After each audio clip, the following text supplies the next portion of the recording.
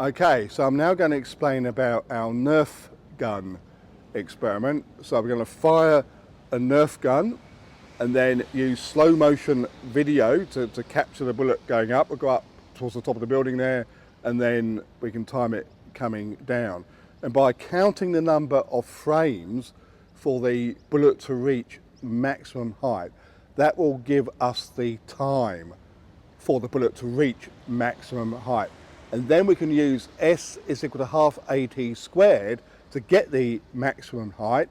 Then we can use that to calculate the velocity that the bullet left the muzzle of the Nerf gun at. So there has to be a certain velocity to reach the height that it will reach. And we're kind of ignoring air friction, that will play a part, but that's what we're going to do for this experiment. And then when we've got the velocity and knowing the mass, we can work out the kinetic energy that the bullet had when it left the Nerf gun. And that kinetic energy must have come from the elastic potential energy which was stored in the spring when it's stretched, and then it's released and given to the bullet. So the energy is force times distance, work is force times distance. So then that will give us the force that the spring applied to the Nerf bullet to project it up into the sky.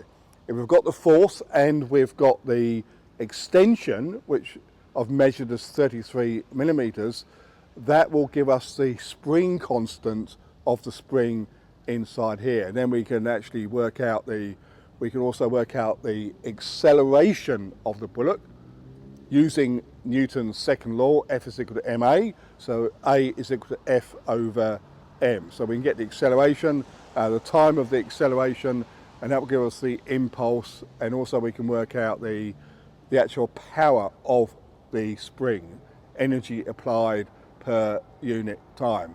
And then also we can actually use information about the bullet actually falling down. Well, it will take a bit longer to fall down, and that will give us a bit of information about the drag coefficient of this bullet. So this experiment illustrates a whole host of pieces of information that you can actually acquire from a few basic measurements, and often that's the way science works.